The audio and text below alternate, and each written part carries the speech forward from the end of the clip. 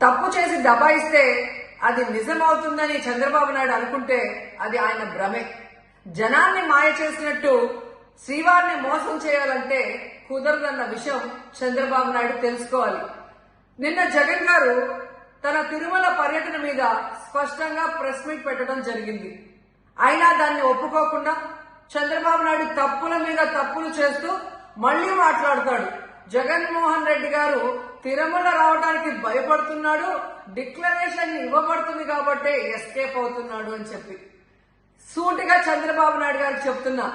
చంద్రబాబు నాయుడు జగన్ గారి దమ్ము ధైర్యం గురించి రాష్ట్ర ప్రజలందరికీ బాగా తెలుసు.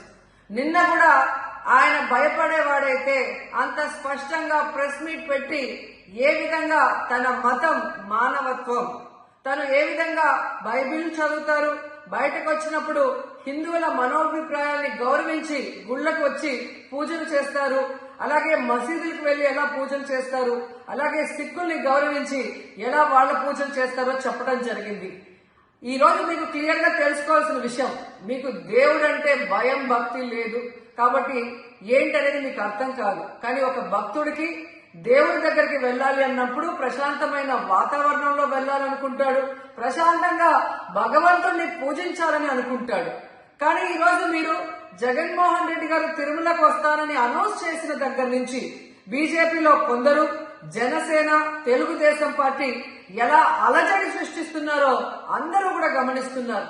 ఏ విధంగా అలిపిరి దగ్గర మేము అటాక్ చేస్తాం, అడ్డుకుంటామని చెప్పటం, అలాగే వైఎస్ఆర్ కాంగ్రెస్ పార్టీ నాయకులందరికీ, కార్యకర్తలందరికీ నోటీసులు ఇచ్చి జగన్మోహన్ రెడ్డి గారి పర్యటనకి పర్మిషన్ లేదు కాబట్టి ఎవరొచ్చినా అరెస్ట్ చేస్తామన్నట్టుగా భయభ్రాంతులకు మీరు ఎలా గురి చేశారు. అండ్ ఈరోజు కుల రాజకీయాలు చేసి రాష్ట్రాన్ని భ్రష్టు పట్టించడమే కాకుండా మత రాజకీయాలు కూడా మీరు ఎలా చేస్తున్నారో అందరూ కూడా గమనిస్తున్నారు. ఇలాంటి వాతావరణంలో దర్శనం చేసుకోలేము కాబట్టే జగన్మోహన్ రెడ్డి గారు ఏ విధంగా ఆ తిరుమల ట్రిప్ ని క్యాన్సిల్ చేసి తన అభిప్రాయాల్ని ప్రెస్ ద్వారా ప్రజలకి తెలియజేయడం జరిగింది. సో నిజమైన భక్తుడు జగన్మోహన్ రెడ్డి గారు ఎప్పుడైనా మళ్లీ వెళ్లి వెంకటేశ్వర స్వామిని దర్శించుకోగలరు. 5 సంవత్సరాలు తన తండ్రి మరి ముఖ్యమంత్రిగా వెంకటేశ్వర స్వామికి పట్టు వస్త్రాలు ఇచ్చారు.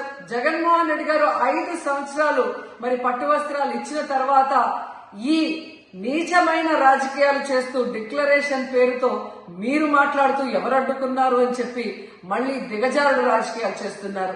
సో భగవంతుడితో పెట్టుకున్న చంద్రబాబు నాయుడు నీతో పాటు ఆడిస్తే ఆడే వాళ్ళందరికీ కూడా భగవంతుడు గట్టిగా సమాధానం చెప్తాడు.